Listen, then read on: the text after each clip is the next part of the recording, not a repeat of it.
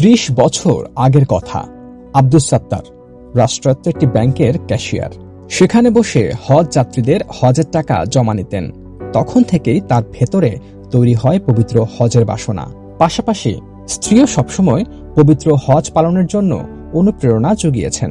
প্রতিদিন হজের টাকা জমা দিতে আসা হজ যাত্রীদের কাছে দোয়া চাইতেন, তিনিও যেন পবিত্র হজ পালন করতে যেতে পারেন।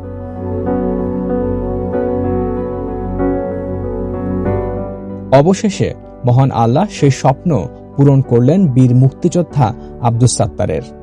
25-30 বছর আগ থেকে আমি তখন সোনালী ব্যাংকে জব করতাম। সেই সময় থেকে যারা আমাদের ব্যাংকে টাকা জমা দিতে আসতো তাদের কাছে দোয়া চাইতাম, এবং আমি সে সময় নিয়োগ করতাম যে যদি আমি এভাবে চাকরি হজ করতে যেতে পারতাম।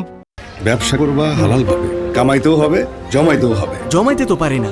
বিকাশ অ্যাপে ইসলামিক ডিপিএস খোলো, সপ্তাহে বা মাসে টাকা জমান, শরিয়া মোতাবেক মুনাফা পান। তা আল্লাহ সেটা এ পর্যন্ত কবুল করেছে। এখন হায়াত দারাজ করলে শরীর সুস্থ থাকলে যাতে মদিনা মোবারক জিয়ারত করতে পারি, মক্কা শরীফ তওয়াফ করতে পারি, এই আমার মূল ইচ্ছা। আমার সহধর্মিনী আমার থেকে বেশি উৎসাহী এই হজ করার জন্য। এবং সে 7 ওয়াক্ত নামাজ পড়ে, আবাবিল নামাজ পড়ে, তাহাজ্জুদ নামাজ পড়ে, 5 ওয়াক্ত নামাজ পড়ে, এবং সে আমার থেকে বেশি নামাজি। 30 বছরের লালিত স্বপ্ন, নিজের চাকরি জীবনের সঞ্চয় আর অগণিত মানুষের দোয়া নিয়ে বীর মুক্তিযোদ্ধা আব্দুস সাত্তার এবার মহান আল্লাহর সন্তুষ্টি অর্জনে পবিত্র হজ পালন করতে যাচ্ছেন। তবে হজে তিনি একা যাচ্ছেন না, সঙ্গে যাচ্ছেন এই স্বপ্নের সারথি তার সহধর্মিনী।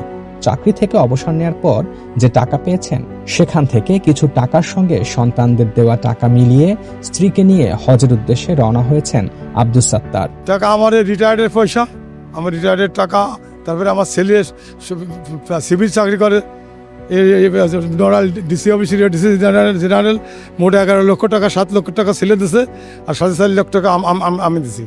আল্লাহর মেহমান হয়ে জাতি পারলি, পৌঁছাতে পারলি, কাজটা হজটা পূর্ণাঙ্গভাবে সমাপ্ত করতে পারলি আমার জীবনের চাবার আর কিছু থাকে না। হজে যাওয়ার জন্য বাড়ি থেকে বিদায় নেওয়ার সময় সন্তানদের সহ পরিচিত সবার জন্য খুব কষ্ট লাগলেও আজ আশকোনায় হজ ক্যাম্পে এসে মন ভালো হয়ে গেছে আব্দুস সাত্তারের। তখন ওই বাল বাচ্চারা যারা দেশে আছে এদের জন্য একটু খারাপ লাগছিল, যে তাই এখানে আসার পরে সেই ইয়েটা কাটে গেছে।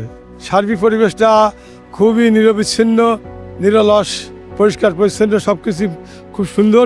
হজের ইচ্ছা পূরণ বা পবিত্র কাবা শরীফ জিয়ারতের সুযোগ পাওয়া একজন মুমিনের জীবনের অন্যতম শ্রেষ্ঠ আনন্দ ও আবেগের মুহূর্ত। অর্থ থাকলেও মহান আল্লাহর সন্তুষ্টি অর্জনে পবিত্র হজ পালনে সবাই যেতে পারেন না।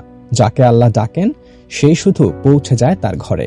আব্দুস সাত্তারের এই সফর যেন বান্দার তার রবের ডাকে সাড়া দেওয়ার গল্প।